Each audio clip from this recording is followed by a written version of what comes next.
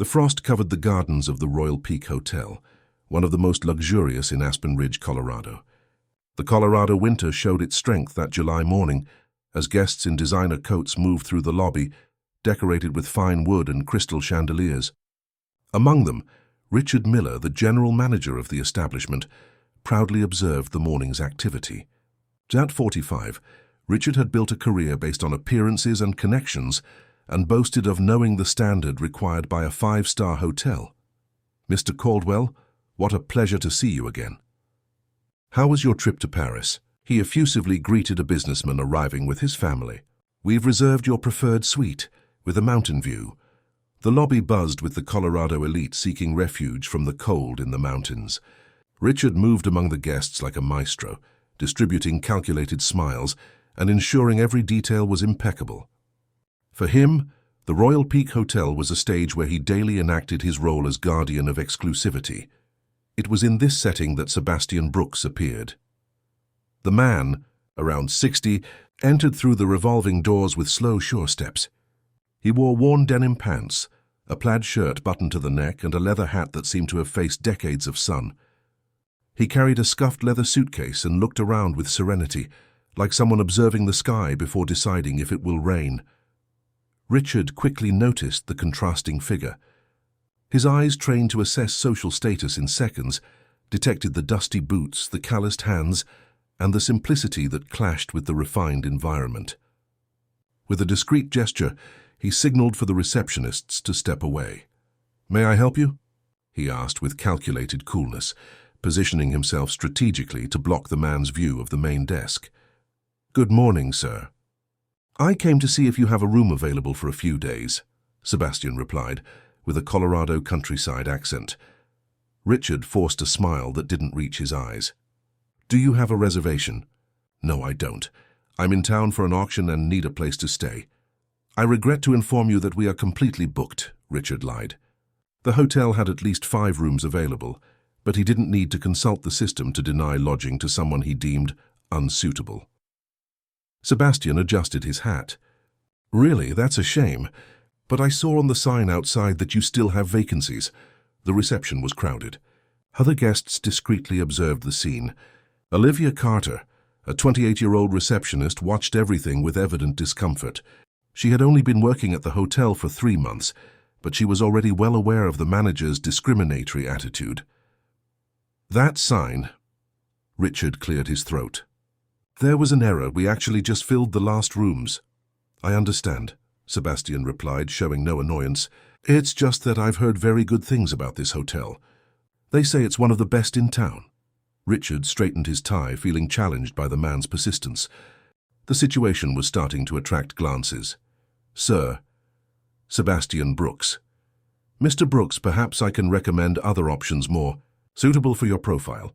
The condescending tone did not go unnoticed.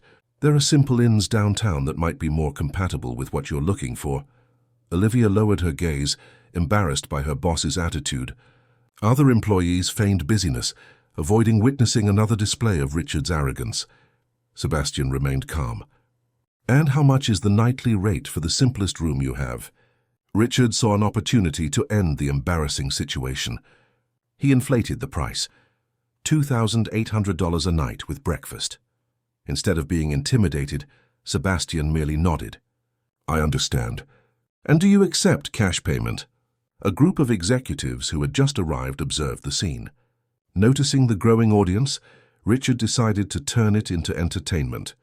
"You know, Mr. Brooks, I'll make you an offer." He raised his voice so everyone could hear. "If you can pay cash for 3 nights in our simplest room, I'll give you our best suite for the same price." "What do you say?" Discreet chuckles echoed through the lobby.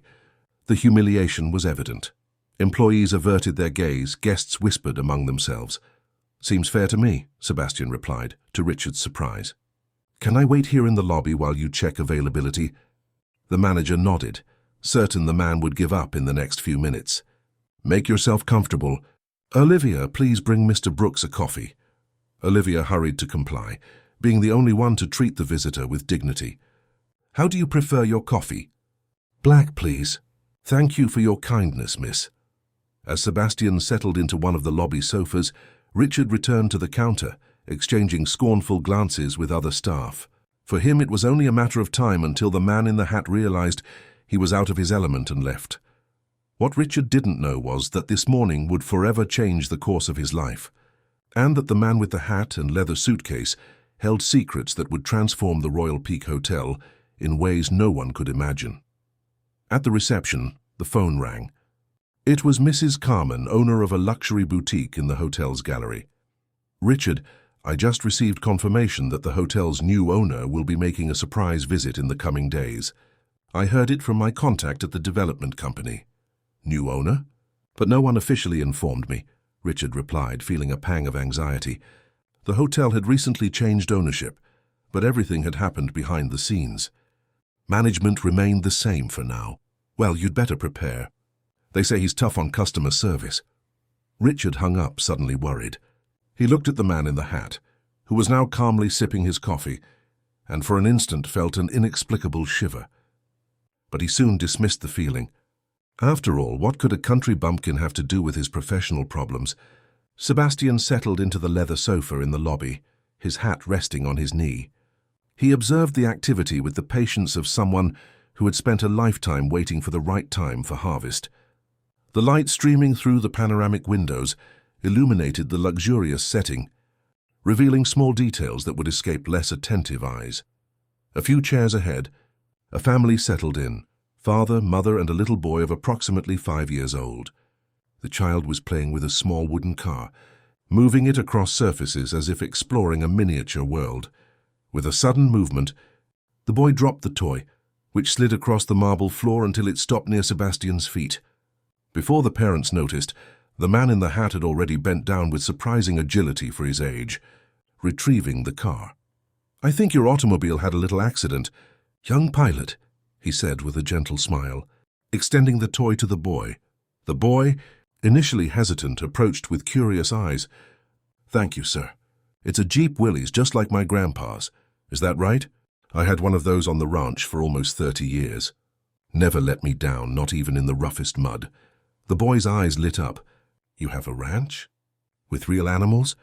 "Yes, I do. With cattle, horses, and even some sheep." "William, don't bother the gentleman," the mother intervened, pulling her son by the arm with an apologetic look at Sebastian. "He's no bother, ma'am. Children are like little birds. They need to fly, to explore the world." The woman smiled awkwardly and pulled the boy away, whispering something about not talking to strangers. Sebastian wasn't offended. He settled back in, observing the hotel's activity. Across the lobby, an elderly lady struggled with a heavy suitcase while the porter was busy with the luggage of a newly arrived group. Without drawing attention, Sebastian stood up and walked towards the lady. "May I?" he offered, indicating the suitcase. Mrs. Beatrice, almost 80, looked at him with a mixture of gratitude and surprise. "Thank you very much, that's very kind. Young people today don't notice when someone needs help. My mother always said that chivalry has no age. It has upbringing," Sebastian replied, easily lifting the heavy suitcase. As he helped the lady, Sebastian passed a large flower arrangement in the center of the lobby. He paused briefly to admire it. "Beautiful begonias. They remind me of spring on the ranch," he commented to the lady. From the reception desk, Richard watched the scene with growing discomfort. The man he had tried to humiliate was now circulating through the lobby as if he belonged, interacting with guests. Even more irritating was realizing that Sebastian demonstrated a natural courtesy that had nothing to do with social status. "Olivia, keep an eye on that man. I don't want him bothering our guests," he ordered the receptionist. "But he's not bothering anyone, Richard. On the contrary, he just helped Mrs. Beatrice with her luggage. It doesn't matter. People like that have ulterior motives." Olivia sighed, tired of her boss's prejudiced attitudes. In 6 months of working at the Royal Peak Hotel, she had already witnessed several similar situations. Richard was obsequious with rich and famous guests, but treated with disdain anyone who didn't fit the standard he deemed appropriate. Meanwhile, Sebastian returned to his seat. He opened his worn leather suitcase and took out a small case which he placed on the coffee table. The discreet action wouldn't normally attract attention, but in that environment where every move the man made was observed with suspicion, it became an object of curiosity. A cleaning employee was passing, with her cart of supplies when she tripped on an uneven part of the carpet, spilling some items. Before anyone could react, Sebastian was already by her side, helping to gather the scattered products. "Be careful, miss. This kind of accident can hurt your back," he advised as he handed the products to the young woman. "Thank you, sir. People don't even watch where they're going in this hotel," the employee replied with a grateful smile. Richard, who had been observing everything from a distance, approached with firm steps. "Josephine, your cart is blocking the way. How many times do I need to remind you about discretion at work?" The tone of reprimand was disproportionate to the incident. "Sorry, Mr. Richard, I'm just finishing up here." Sebastian observed the interaction without interfering, but his gaze revealed that he registered every detail. He returned to his seat and, when Richard moved away, commented in a low voice to the employee, "Patience. Very tall trees often have shallow roots."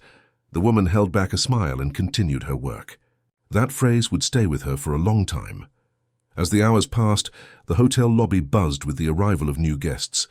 Among them were executives and wealthy families who came to enjoy the mild climate of the Aspen Ridge Mountains. Sebastian remained serene in his corner, like an attentive observer of a spectacle he knew well. A young woman from the reception approached with a jug of water. "Would you like some water? You've been waiting for quite a while." "Yes, thank you," Sebastian replied. "You're new here, aren't you?" "Yes, sir. I started 3 weeks ago. My name is Patricia." "Patricia, a beautiful name. It means noble, did you know?" The young woman smiled in surprise. "I didn't know that, sir." "Don't worry, the nervousness passes with time. You're doing well." The girl, who was indeed anxious in her new job, felt comforted by those simple words. It was as if the man could read her insecurity. She walked away with a confidence she hadn't had minutes before. Sebastian consulted his wristwatch, an old but well-maintained model. Almost an hour had passed since the bet proposed by Richard. It was time to move forward. He picked up his suitcase and walked decisively towards the reception desk. "Is Mr. Richard available?" he asked Olivia, who attended to him promptly. "I'll call him Mr. Brooks." Richard emerged from his office with an impatient air. "Decided to look for another hotel, Mr. Brooks?" "No," Sebastian replied calmly. "I came to fulfill my part of the bet you proposed. 3 nights in the simplest room paid in cash, in exchange for the suite. Am I right?" Richard's mocking smile froze for an instant. He didn't expect the man to have the resources to back up that bluff. But he maintained his arrogant posture, certain he would find another way to deter this intruder. "Exactly. That would be $8,400. In cash, as you suggested." The amount was absurd for 3 nights, even by the standards of that luxury hotel. Sebastian placed his suitcase on the counter and slowly opened it. The sound of the zipper echoed in the silent environment, attracting discreet glances from those present. What happened next would change the course of that morning and forever mark the history of the Royal Peak Hotel. The interior of the leather suitcase revealed meticulous organization. Sebastian took out a brown envelope and began counting $100 bills with the precision of someone accustomed to handling large sums. His calloused fingers handled the money naturally, separating it into neat piles on the counter. $8,400, correct?" he asked without lifting his eyes from the count. Richard swallowed hard. He hadn't expected the man to actually have that amount in cash. The lobby, previously filled with side conversations, was now dominated by a curious silence. Everyone watched the unusual scene, the man in the hat and simple clothes counting thousands of dollars in crisp bills. "Do you always carry that much money?" Richard questioned, trying to maintain control of the situation. Sebastian looked up. "In my line of work, young man, sometimes it's necessary. Rural businesses don't always wait for bank transfers." The receptionist, Olivia, watched fascinated. There was something in the man's confidence that defied all presumptions. He didn't seem bothered by the stares or the growing tension. He continued his count as if he were in his own home. $8,400 in cash, Sebastian announced, pushing the organized notes towards Richard. "Now I need the documents for check-in." The manager hesitated. The situation had escaped his control, but he was still unwilling to give in. "I'll need proof of income and the origin of these funds, Mr. Brooks. Hotel policy for cash payments over $5,000. No problem, Sebastian replied, taking out his wallet. He handed over his ID, social security number, and a simple business card that read, Sebastian Brooks, rancher, purebred Angus cattle breeder. Richard examined the documents with suspicion. And what about proof of income? I can call my accountant right now, if you prefer. Some guests waiting at the reception began to show impatience with the delay. An executive checked his watch several times, while a family with small children showed clear signs of tiredness after their journey. Richard realized he needed to resolve the situation quickly before it affected other clients. Do that, please, he challenged, still believing it was a bluff. Sebastian pulled a cell phone from his pocket. It wasn't the latest model, but it was far from outdated. He dialed a number he seemed to know by heart and activated the speakerphone. Anthony Ferris, good morning, a professional voice answered from the other end. Anthony, it's Sebastian. I'm at the Royal Peak Hotel and the manager needs confirmation of my financial situation for check-in. Sebastian, I thought you'd be at the auction by now. The auction is only tomorrow. I'm sorting out lodging. I see. Can I speak with the manager? Richard took the phone, stepping a little away from the counter, but not far enough for those nearby to stop hearing the conversation. Good morning, this is Richard Miller, General Manager of the Royal Peak. We need to confirm Mr. Brooks's financial capacity for a stay in our main suite. Good morning. Mr. Richard, the accountant's voice sounded clear and professional. I confirm that Mr. Sebastian Brooks has full capacity for this expense. He maintains a considerable reserve for the breeding stock auction taking place tomorrow, with immediate availability for bids that could reach 7 figures, depending on the animal's lineage. Richard's expression visibly changed. 7 figures? You mean millions exactly, the accountant confirmed naturally. The best purebred Angus breeding stock can easily reach that value. Mr. Sebastian has payment methods ready, whether by transfer, digital transfer, or corporate card. Is there anything else I can clarify? Richard handed the phone back to Sebastian, who thanked the accountant and hung up. The lobby remained silent, everyone absorbing the revelation that the simple-looking man was ready to invest millions in elite cattle. Satisfied? Sebastian asked calmly. We need to confirm the amounts with the bank, Richard insisted, in a last attempt to maintain his position. Understand that we need to follow protocols. No problem, Sebastian replied, opening an app on his phone. Here's my recent bank statement. You can check it. He turned the screen to Richard, revealing a 7-figure balance and a history of large movements in rural operations. The manager paled at the sight of the figures. A recent transaction showed the sale of a lot of animals for over $2 million. Is that enough, or would you like me to call the branch manager as well? Sebastian asked with a hint of irony that did not go unnoticed. Richard was speechless for a few moments. His strategy had backfired on him, and now he had no way to deny lodging to the man who clearly possessed resources far beyond what his appearance suggested. It won't be necessary, he finally replied. I'll process your registration immediately.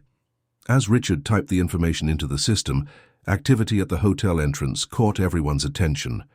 An elegant couple crossed the lobby, he in a well-cut Italian suit, she in a cashmere ensemble with discreet but visibly expensive jewelry. Both were around 50 years old and carried themselves with the demeanor of those accustomed to exclusive environments.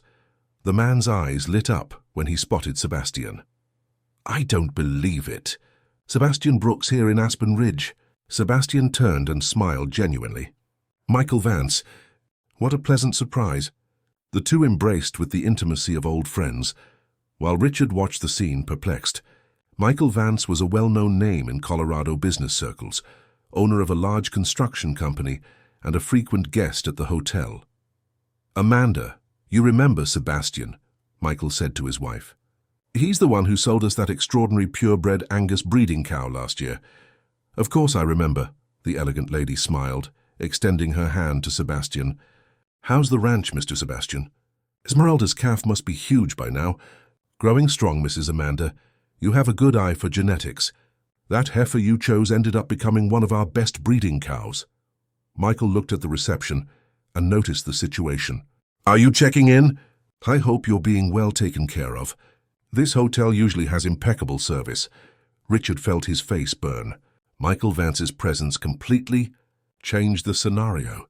The businessman was one of the hotel's VIP clients, treated with all privileges. "Mr. Brooks is being very well attended to," Richard assured with a forced smile. "In fact, we are just finalizing the reservation for our best suite for him." "Excellent," Michael exclaimed. "Sebastian deserves the best. You know, Richard, this man may seem simple, but he's one of the biggest Angus breeders in the country. At the last auction in Fort Worth, he bought the champion bull for almost $3 million. Isn't that right, Sebastian?" $2,800,000, Sebastian corrected modestly. "He was an exceptional breeding bull worth every penny." Richard processed that information with growing discomfort. He had publicly judged and humiliated a man who moved millions and was a personal friend of one of his most important clients. The situation couldn't be worse. "Are you here for the St. Agnes Ranch auction?" Amanda asked. "Yes, ma'am. I'm keeping an eye on some breeding stock from the Cavarati lineage." "Us too," Michael exclaimed. "We need to have dinner together tonight to discuss strategies." "I won't take no for an answer." As the conversation flowed naturally among the three, Richard finalized the registration with trembling hands. The receptionist Olivia observed everything with a discreet smile, satisfied to see her boss's arrogance finally confronted. The hotel doors opened again, letting in the cold mountain breeze along with a man of approximately 40 years old, wearing a well-cut suit and carrying an executive briefcase. His experienced eyes scanned the room until they located the group where Sebastian was talking with Michael and Amanda. "Mr. Brooks," he called as he approached quickly. "Good to find you here. I've been trying to reach your cell phone." Sebastian turned and greeted the newcomer with a firm handshake. Charles Ashton, punctual as ever. "Sorry, I left my phone on silent during the trip." "No problem. I came directly from the auction arena to meet you." Charles opened his briefcase and took out some luxurious catalogs. "We need to review the priority lots. We already have interested parties inquiring about your participation in the auction." Richard, who was still near the group, tried to process this new information. The man he had tried to expel from his hotel was apparently an important figure in the world of elite cattle auctions. Charles Ashton, noticing the manager's presence, extended him a card. Charles Ashton, Commercial Director of Elite Auctions. The card sported the logo of one of the country's most prestigious auction houses. "Mr. Brooks is one of our main clients. I hope he is being well attended to." Richard took the card mechanically, feeling increasingly small. "Certainly, we are providing everything for Mr. Brooks's comfort." "Great," Charles replied, turning his attention back to Sebastian. "Mr. Brooks, we need to discuss some important details. Lot 17, that Cavarati lineage breeding bull you showed interest in, has already received a preliminary offer of $2,700,000. It's a good value for the start of negotiations," Sebastian commented naturally. "But we need to check the tests and the complete genetic history before deciding." "I've already provided all the documentation," Charles assured, handing him a folder. "And I've also separated information on lots 23 and 29, which I believe would be interesting for renewing your herd." The hotel lobby, which moments before was the scene of a public humiliation, now witnessed a transformation in the power dynamic. Guests who had witnessed the disdainful treatment given to Sebastian now watched with renewed interest the man who discussed million-dollar deals with such natural ease. Olivia, the receptionist, approached Richard discreetly. "The keys to the Imperial Suite are ready, sir. Should I give them to Mr. Brooks?" Richard hesitated for a moment, then nodded. "I'll deliver them myself," he replied, trying to regain some control of the situation. However, before he could do that, a uniformed reception employee approached quickly. "Mr. Richard, urgent call from the hotel chain's central office on line 2. The manager frowned. Calls from the central office were rare and usually meant trouble. "Transfer it to my office. I'll take it there." As Richard walked away, Sebastian continued his conversation with Charles and the Vance couple, examining the auction catalogs. Michael pointed to some photographs of impressive animals, discussing characteristics and lineages with expert knowledge. "This one has an exceptional maternal line," Sebastian commented, pointing to the photo of a young bull. "It strongly reminds me of Meteor, that breeding bull who revolutionized your ranch's herd, Michael." "Excellent observation," Michael agreed. "Amanda, look at this. It's exactly what we discussed about genetic improvement. Amanda, who demonstrated surprising knowledge of the subject for someone with her sophisticated appearance, examined the photo with critical eyes. The body structure is impressive. And the growth rate. Charles quickly flipped through some reports. Well above average, Mrs. Vance. This animal is in the 95th percentile for weight gain and conformation. Other hotel guests, attracted by the conversation and the luxurious catalogues, discreetly approached to observe. Among them was a senator and his wife, who soon joined the group. Sebastian Brooks? "Is that really you?" exclaimed Senator Oliver Adams. "It's been a long time. The last time we saw each other was at that exhibition in Cheyenne." "Senator Adams, what a pleasant surprise," Sebastian greeted. "Do you still maintain that American quarter-horse stud farm?" "Absolutely. In fact, I owe much of my stud farm's success to your advice on management and nutrition." The conversation circle expanded naturally, with Sebastian at its center. The man who hours earlier seemed out of place in the luxurious environment was now the focal point of attention, conversing with ease about genetics, agribusiness, and investments with some of the most influential people present. At the reception, Olivia observed the scene with a discreet smile. The young receptionist had always believed that a person's worth was not in their clothes or appearance, and this situation confirmed her belief. She noticed how Sebastian treated everyone equally, from the senator to the waiter who served drinks to the group, with the same respect and attention. Meanwhile, in his office, Richard listened with growing apprehension to the voice of the hotel chain's operational director. "Richard, we are receiving concerning reports about service at the Royal Peak. There are complaints about differentiated treatment based on guests' appearance. This goes against everything our brand represents. Mr. Thompson, I can assure you. I'm not interested in assurances right now," the director cut in.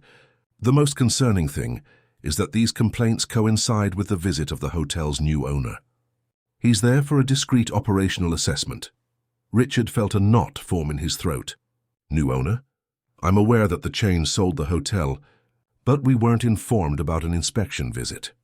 It was meant to be a surprise assessment, precisely to capture the reality of the operation," the director explained. "The buyer is a significant agribusiness investor who decided to diversify his assets. He's been staying there since today." "What's his name?" Richard asked, already fearing the answer. "Sebastian Brooks, one of the country's largest breeders of elite cattle. He made a fortune with revolutionary bovine genetics he developed. A simple man, but extremely shrewd in business." Richard's world collapsed. The description perfectly matched the man he had tried to humiliate in the lobby. He felt cold sweat trickle down his forehead as he tried to assimilate the magnitude of the mistake he had made. "I'm surprised you didn't recognize him," the director continued. "He's discreet but quite well known in the industry. His net worth is estimated at hundreds of millions. Mr. Thompson, There was a misunderstanding," Richard tried to explain, his voice trembling. "Misunderstanding? Mr. Brooks just called me, reporting how he was treated upon arrival. He specifically mentioned your name, Richard." The manager felt the blood drain from his face. "He called you?" "We just hung up." Interestingly, he showed no irritation, only concern about how other simple-looking guests might be treated. "That seems even more serious to me, considering our chain's values." Richard hung up after assuring the director he would resolve the situation immediately. With heavy steps, he returned to the lobby, where the scene seemed like something out of a nightmare. Sebastian Brooks, the man he had tried to prevent from staying, was at the center of a lively conversation with some of the hotel's most important clients. And now Richard knew that simple man with the worn hat and calloused hands was the new owner of the Royal Peak Hotel. The lobby of the Royal Peak Hotel seemed to have been transformed into an extension of the business halls of the auction that would take place the next day. Around Sebastian, a diverse group of influential people had formed, all treating the man in the hat with a deference that dramatically contrasted with the initial reception. Richard approached with hesitant steps, his tie suddenly too tight around his neck. He held the keys to the Imperial Suite as if they were a materialized apology. "Mr. Brooks," he interrupted with a controlled voice, "your suite is ready." Sebastian turned to him with the same serenity he had shown from the beginning. "Thank you, Mr. Richard. I see you remembered our..." Bet? A momentary silence fell over the group. Charles Ashton, the representative from the auction house, raised his eyebrows. A bet? What bet would that be, Sebastian? Richard swallowed hard, but Sebastian replied with simplicity. Mr. Richard kindly offered me the Imperial Suite for the price of a standard room. A gesture of hospitality. Michael Vance let out a laugh. That's the Sebastian I know, always getting the best deals. The manager handed the keys to Sebastian, trying to maintain some professional dignity. If you'll permit me, Mr. Brooks, I'd like to personally escort you to the suite. It won't be necessary, Sebastian replied. But before I go up, there's a pending matter I need to resolve. The rancher opened his leather suitcase once more, but now instead of money, he took out an old document folder, one of those that had withstood decades of use. The leather was polished from constant handling, and the slightly worn edges gave the folder an air of historical importance. Mr. Richard, Sebastian called, with a solemnity he hadn't shown until then. Would you kindly read this document aloud? I believe it's of interest to everyone. Richard took the document with trembling hands. His eyes scanned the first lines and his face visibly paled. He tried to return the folder, but Sebastian was firm. Please read it for everyone. Richard's voice faltered as he began. Certificate. Certificate of purchase and sale of the property located at Pine Avenue, 1500, Aspen Ridge, Colorado, formerly known as the Serrano Hotel and currently as the Royal Peak Hotel. Acquiring owner Sebastian Brooks. Brazilian rancher, social security number. His eyes scanned the rest of the document in silence. Unable to continue reading, the entire lobby was in absolute silence. Reception staff stopped their activities. Passing guests paused to understand what was happening. Michael Vance, sensing the crucial moment, took the document from Richard's trembling hands and continued reading. Acquisition made on April 15, 2023, including land, building, and all operational assets of the hotel enterprise. Transaction value duly paid via bank transfer as per attached proofs. Senator Adams, who had been observing the scene, was the first to react. Sebastian! You didn't tell me you bought the Royal Peak. I'm not one to boast about business, Senator, Sebastian replied with simplicity. And I confess I was curious to get to know my new property. From the perspective of an ordinary guest, a murmur went through the lobby. Some guests dropped their cell phones, employees exchanged incredulous glances, and Richard seemed to have aged 10 years in 10 minutes. You are the owner of the hotel? He asked in a thin voice. For approximately a year and a half, Sebastian confirmed. Management was handled by the previous chain, under a shared management contract. I receive monthly reports on operations, revenue, guest satisfaction, everything an owner needs to know. The impact of that revelation was devastating. For almost 20 minutes, Richard had publicly humiliated the hotel's own owner. Every disdainful word, every scornful glance, every arrogant gesture now returned to his mind with painful clarity. Charles Ashton, who was watching the scene with professional interest, leaned over to Amanda Vance and whispered, "That's why Sebastian never misses a deal. He observes everything before acting." The hotel staff, especially those who had witnessed the treatment given to Sebastian earlier, now observed him with a mixture of admiration and apprehension. Olivia, the receptionist who had maintained a respectful demeanor from the beginning, stepped forward. "Mr. Brooks, I didn't know. I apologize if—" "You have nothing to apologize for, Olivia," Sebastian interrupted gently. "Your treatment was impeccable from beginning to end. In fact, I noticed how you maintained your courtesy, even when it would have been easier to follow the example of others." Richard felt all eyes converge on him. The silent judgment was worse than any verbal reprimand. As someone who had built his career in luxury hospitality, he knew his reputation was irremediably compromised. "Mr. Brooks, He tried to speak, but the words escaped him. "It's not to me you owe explanations, Mr. Richard," Sebastian replied. "It's to every person who entered this hotel and was judged by their appearance even before saying good morning." A heavy silence fell over the lobby. Michael Vance broke the tense moment with a practical question. "And now, Sebastian, what's your plan for the hotel?" The rancher adjusted his hat, the same one I had when I bought it, to transform it into the best hotel in Aspen Ridge. Not just for the luxury which anyone with enough money can offer, but for the human treatment. True hospitality doesn't depend on the size of the guest's wallet. Richard, feeling his world crumble, made one last desperate attempt. Mr. Brooks, I have a family, 2 children in college. This job is everything to me. Sebastian's expression became grave but not cruel. I also have a family, Mr. Richard, and I learned from my father that a man's character is measured by how he treats those who can offer him nothing in return. The manager lowered his head, anticipating imminent dismissal. Employees and guests awaited the outcome, many secretly satisfied to see someone so arrogant finally confronted with the consequences of his actions. Sebastian observed the lobby, every person present, every detail of the hotel that was now his. Then, with the calm voice of someone accustomed to making difficult decisions, he announced what he would do next. Mr. Richard, I believe we need a private conversation in your office. Mr. Michael, Mrs. Amanda, if you could accompany me as witnesses, I would appreciate it. The 4 headed to the manager's office, leaving behind a lobby full of speculation.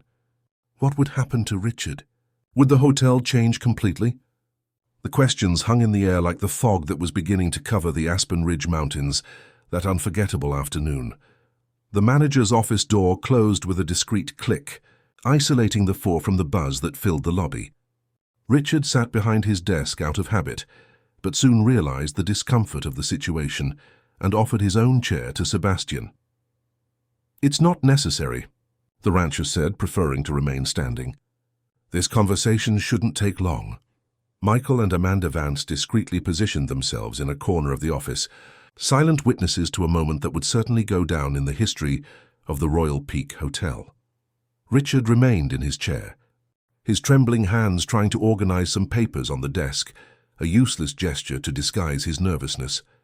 Mr. Richard, Sebastian began, removing his hat as a sign of respect for the seriousness of the moment. How long have you worked at this hotel? 7 years as general manager, Richard replied in a weak voice, and 3 years as assistant manager before that. Sebastian nodded. 10 years is enough time to know a place well, enough time to understand what it represents, not just for the owners, but for every person who walks through those doors. The manager kept his eyes downcast, unable to meet the gaze of the man he had so openly scorned hours earlier. When I decided to buy this hotel, Sebastian continued, it wasn't just because it was a good investment. It was because I always admired this place. My father, a simple man like me, worked with dairy cattle near here. When I was 10, he brought me to see this building being constructed. He told me, son, one day people from all over the country will come to stay here. Always remember that all honest work has value, whether serving at a table or signing the check that pays the bill.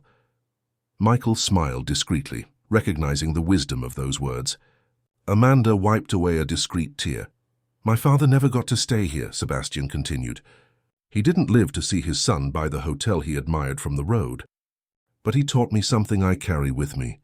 Dignity isn't bought with money, it's built with respect.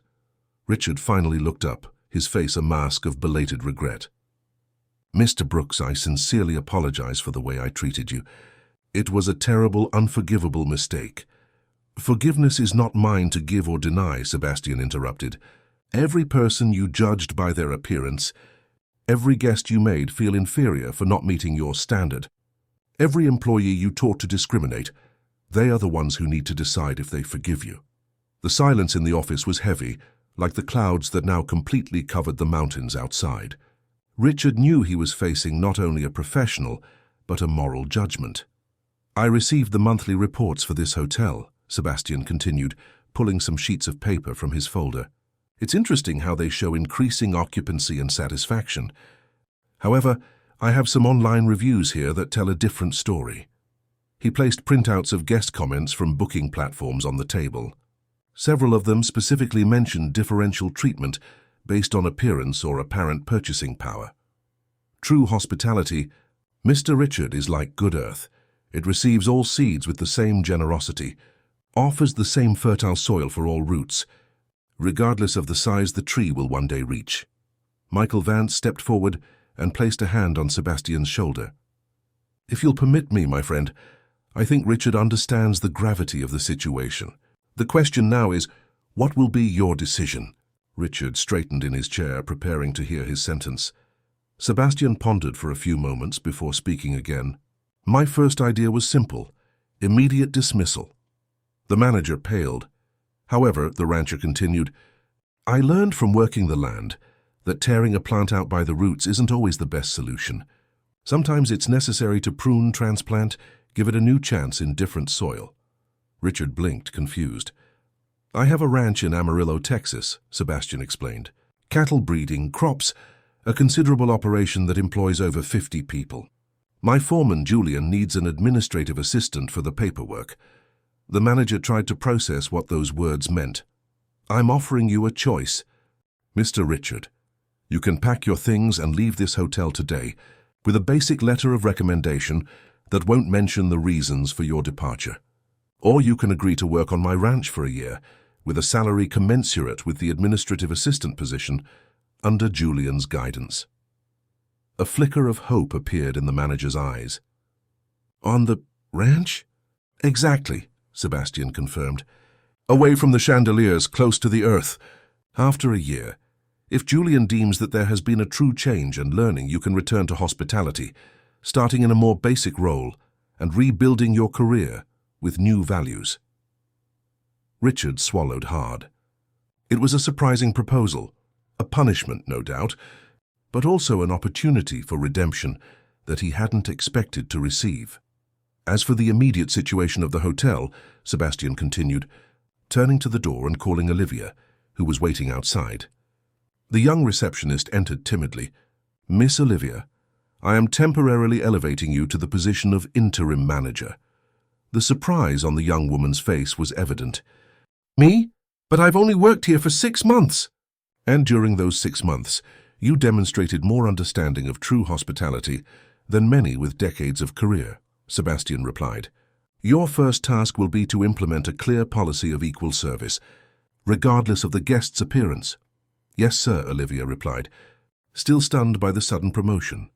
As for the $800 from our bet, Sebastian continued, addressing Richard again, they will be allocated to an excellence in service training for the entire team. Michael Vance smiled. Sebastian always turns problems into opportunities. That's how he built his empire. Richard stood up, still processing everything that had happened on that extraordinary day. I accept your proposal, Mr. Brooks, and I thank you for the opportunity to learn and redeem myself.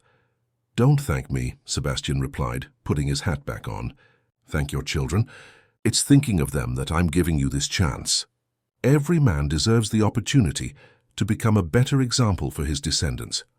The meeting concluded with practical arrangements for the transition. Richard was to spend the rest of the week preparing Olivia to take over as interim manager, and then report to the ranch the following Monday. Michael and Amanda committed to assisting with the transition process, coming to the hotel more frequently during this period.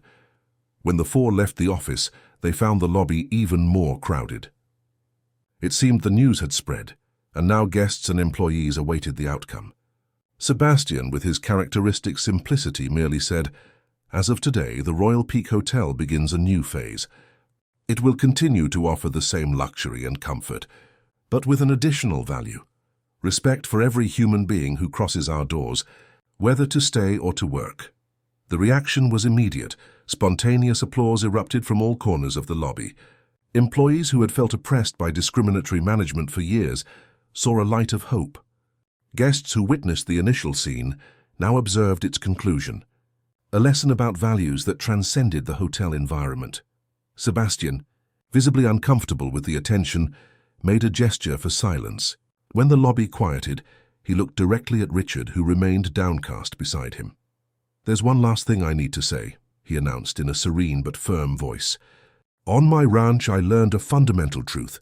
If I treated animals the way you treat people, I would have lost my entire herd. The phrase echoed through the lobby like a profound teaching. It wasn't just a reprimand to Richard, but a philosophy of life that Sebastian practiced in all aspects of his existence. I believe everyone deserves dignity, from the humblest to the most powerful. And that is what this hotel will represent from now on. In the days that followed, the story of the man in the hat and the arrogant manager spread through Aspen Ridge like wildfire. The Royal Peak Hotel, under Olivia's interim leadership and Sebastian's occasional supervision, implemented significant changes in its service policy. Employees were trained to offer the same quality of service to all guests, regardless of their appearance or bank account. Richard left for the ranch after a week, taking only a suitcase and many lessons to learn. The work under the sun, the simplicity of rural life, and Julian's firm but fair guidance began to transform him from the very first days. Sebastian, as promised, participated in the auction and acquired some elite breeding stock for his herd, but his greatest acquisition on that trip to Aspen Ridge was not measured in dollars, but in respect, which he earned from every person who witnessed his unwavering dignity in the face of humiliation and his mercy in a moment of power. On one of the last days of his stay, as he watched the sunset from his suite's balcony, Sebastian was surprised by a discreet knock at the door. It was William, the little boy with the toy car, accompanied by his parents. "Mr. Sebastian," the boy said timidly, "Mommy said you own the hotel and a big ranch with real animals." "That's right." "William, and she said I could apologize for being impolite the other day." Sebastian smiled and knelt to the boy's height. "You weren't impolite. In fact, you were one of the first people to treat me with respect in this hotel." The boy's mother, visibly emotional, explained, "We wanted to thank you for the example you set. My husband and I talked a lot about what happened and realized that we also judged you by your appearance. This made us reflect on values we want to teach our son." "The most valuable lesson we can give children," Sebastian replied, "is that a person's character isn't in the clothes they wear or the car they drive, but in the actions they take when no one important is watching." The boy handed Sebastian a drawing he had made, a colorful ranch with animals, a house, and a figure in a hat that clearly represented the rancher. "It's for you to remember that I promised to visit your ranch one day," the boy explained. "I'll be waiting," Sebastian replied, carefully placing the drawing in his document folder, alongside the hotel deed and other important papers, a perfect symbol that, for him, human values held the same weight as material possessions.